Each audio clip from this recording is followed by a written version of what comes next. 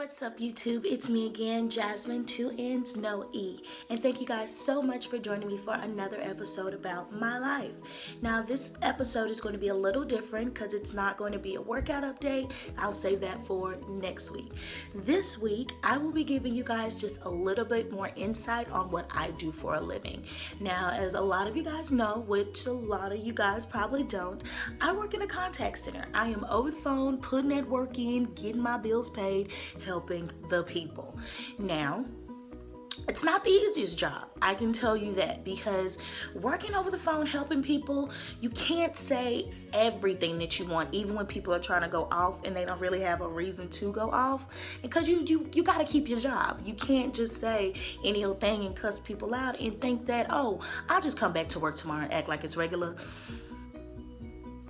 Sadly, it doesn't work out that way. And today's video is entitled Things Customer Service Reps Really Want to Tell Customers. The first thing we want to tell customers is shut up and listen, okay? There's nothing more annoying than a customer going on this entire rant for about 4 or 5 minutes, and then it's my turn to talk and you interrupt me? Who does that? You're rude. That's what you are. You're so rude. And if your mother or your father or your granny or granddaddy could see how you acted, I'm pretty sure they would not be pleased at all.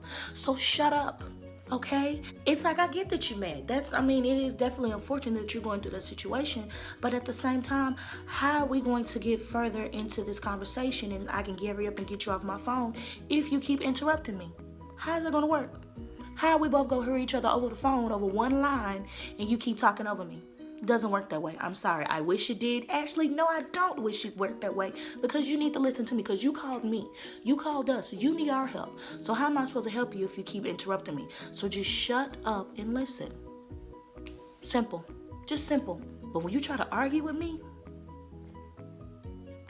that we never get nowhere, so we just gonna move on, because that's a whole video in itself. Number 2, and we got a list, y'all. I asked my coworkers and it's a list. So number 2, stop being so smart when you don't know the answer. How you gonna tell me how the system work and you don't work here? You don't know nothing about the business. You don't know how our computers work. You don't know my password. You don't know how things are read. If I have training it, if I'm trained to understand this, clearly I'm telling you right. I'm not just pulling something like out of my butt and just feeding you lies. It's the actual truth.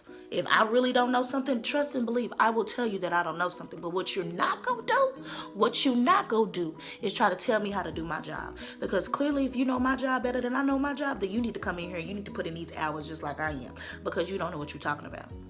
You really don't know what you're talking about. You can't tell me, oh, well, I see my invoice says this and it says this and it's worded this way. I understand that, sir, but it means this, that, and that, and that, and that. Well, it doesn't say that, and it says this and that and that.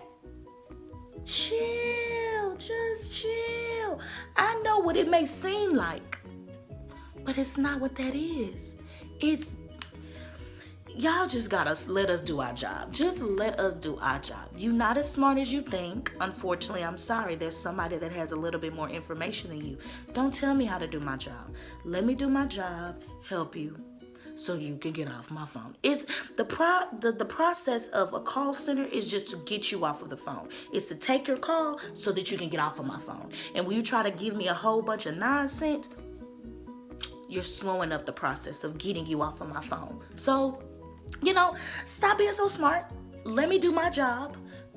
Understand that I'm not lying to you. I'm honestly gaining nothing by you staying on my phone and telling you misinformation about the services that you have. Because at the end of the day, I'm going to get in trouble for that, because there are people listening to our calls, okay, and monitoring our calls. So if they hear me give you wrong information, then I'm getting in trouble. So I'm going to be as honest as I can, which is 100% of the time. And I don't want to hear you yell and scream in my ears. So let me do my job.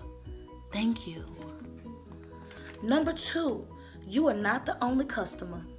Get over yourself. You are not the only customer. You're not the only person in the world that we have to deal with. We are a billion-dollar company. You think you're the only customer? Do you think that we really gonna care if you cancel your service? No.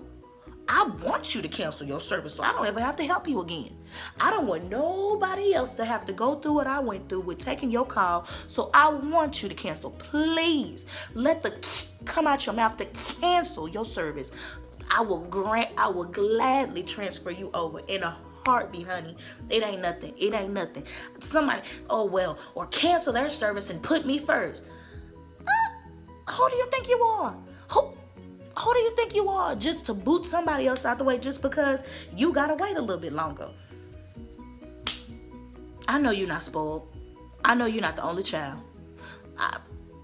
Come on now. You are not the only person in the world, so stop smelling yourself and understand that sometimes it is what it is. You are not as popular as you think you are. So you're gonna settle it down so that we can settle this conversation and you can get up off my phone. That's it. That's the end of the discussion. It is what it is. You either take this or you take nothing. At least with you taking something, you further along than how you called in, boo.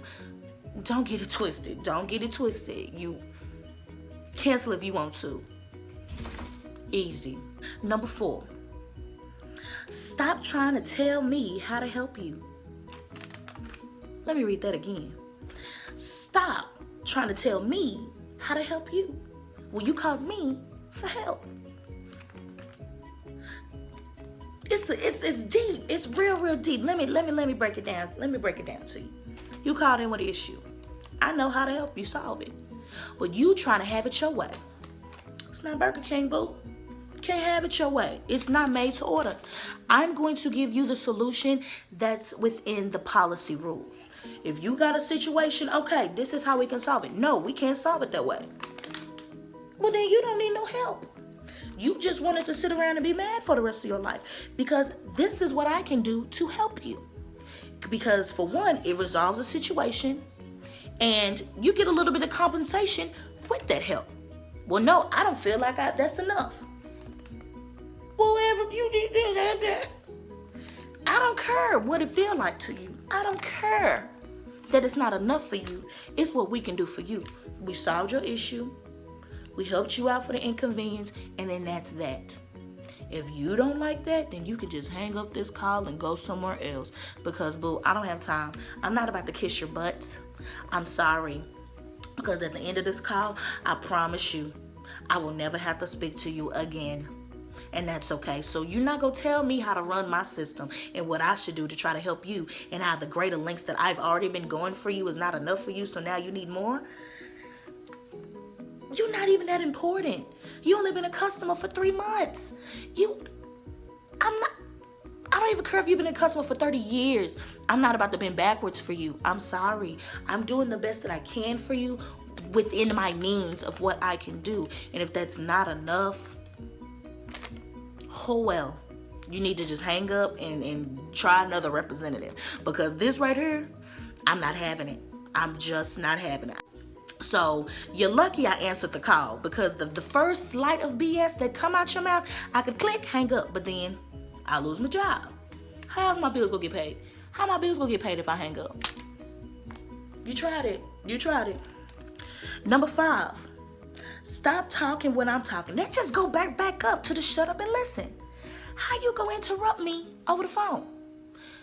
If you go on this tangent, this whole rant, and I'm going back to number 1, I already know, so get ready to hear it again because it needs to be said twice. If I'm giving you information on what you just spilled your beans about and had this whole problem about, and I'm talking, and then you cut me off, no, how rude is that? Like, how rude is that? Like, do you do that in person? Are you like just an interrupter like in real life? Is that what you do? You just interrupt? Because honestly, I can tell you with the company that I work with, it's honestly not that serious. And people really take the services that they have seriously. And I get it, okay? You paying for stuff, you don't have to pay for it and blah, blah, blah, blah, blah. Then don't pay for it. And the easiest way not to pay for it is by canceling. Don't interrupt me. don't interrupt me, because I will have you on hold for 5 minutes if you do that. And I'm literally sitting there on hold, interrupting me. I'll show her. That's what I'm doing. You think I'm actually typing up an email? I don't do that to the end of the call. I'm sitting on hold, conversing with my coworkers because you was rude. So now you brought that on yourself. You're welcome. Number 6, don't ask me something other than options I gave. And that goes right back up to number 4 on don't tell me how to help you. Don't do that. Don't try to, I gave you options. If I say, okay, ma'am, this is what we have. We have A, B, C, and a possibility of a D. Oh, well, do you have a G? Did I say G? Did I say G? I said, ma'am, we have A, B, C, and a possibility of a D. We don't have G available. Well, how can we get G available? There's honestly no way to get G available. I'm looking throughout the system. There is no possible way to get a G.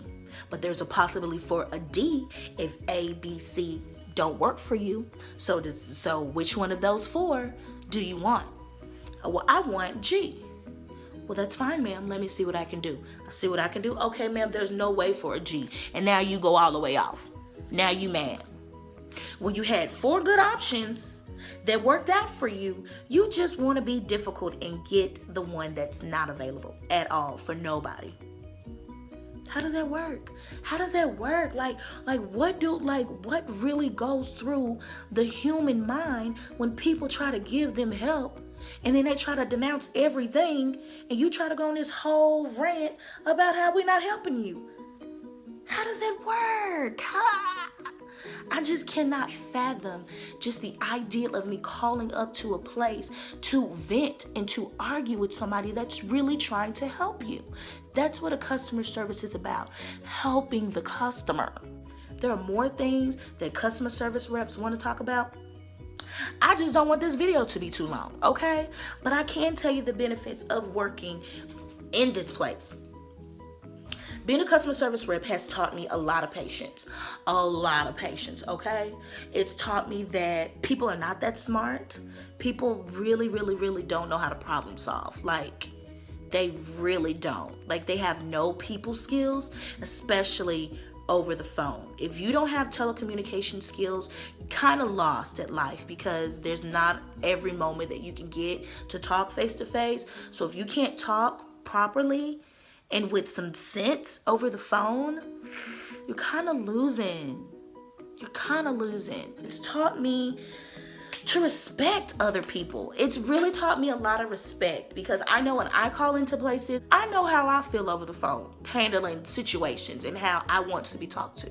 So I know that I have to have more respect for these people because this is their job. Their job is not to be fussed at and to be nitpicked and to be judged and to be cussed out. Because at the end of the day, your problem is your problem. It's not my problem. I could help try to fix that problem, but it's not my problem.